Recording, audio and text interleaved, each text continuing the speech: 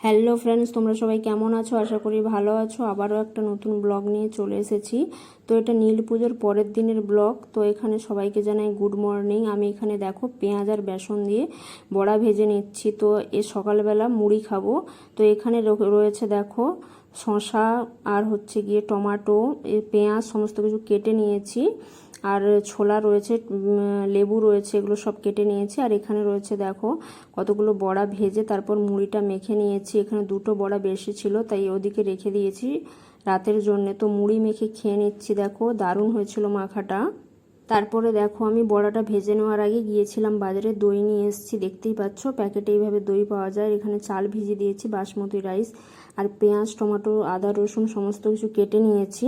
আর এখানে প্রেসারে বসিয়ে দিয়েছি আলু সিদ্ধ।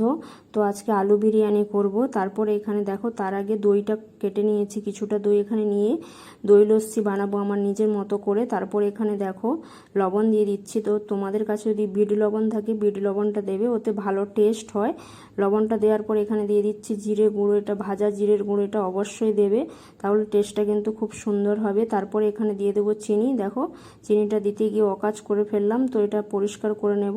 তারপর এটা খুব ভালো করে ফাটিয়ে নিতে হবে। খুব ভালো করে ফাটিয়ে নেওয়ার পর পরিমাণ মতো এখানে জল দিয়ে দেবে। আমার কাছে বরফ বা ঠান্ডা জল কিছুই ছিল না, তাই আমি এখানে নর্মাল ওয়াটার ব্যবহার করছি। তোমরা বরফ বা ঠান্ডা জল ব্যবহার করলে কিন্তু এটা খেতে অবশ্যই দারুণ লাগবে। দেখো এইভাবে গুলে নিচ্ছি। তো টেক্সচারটা এইভাবে রয়েছে, পাতলা বা ঘন তোমরা নিজেদের মতো করে নেবে। এইভাবে গ্রীষ্মের দুপুরে খেয়ে দেখো, দারুণ লাগে।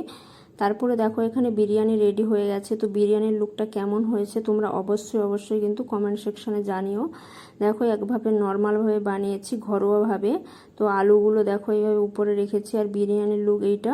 তো বিরিয়ানিটা বেড়ে আমি খেয়ে নেব। দেখো থালাতে বিরিয়ানিটা বেড়ে নিয়েছি, দেখো কত সুন্দর দেখাচ্ছে। আর আলুগুলো তোমাদের দেখিয়ে দিচ্ছি, দেখো আলুগুলো কত সুন্দর হয়েছে, সেদ্ধ হয়েছে। আর লবণগুলো কিন্তু ভেতরে ঢুকেছে। ছুরি দিয়ে এভাবে একটু যদি দাগ করে দাও তোমরা সেদ্ধ করার সময়, তাহলে কিন্তু লবণগুলো ভেতরে ঢুকে টেস্টটা কিন্তু খুব ভালো হবে। এখানে দেখো শসা আর পেঁয়াজ কেটে নিয়েছিলাম, আর দুটো বেসনের বড়া বেশি ছিল সেটাও নিয়ে নিয়েছিলাম।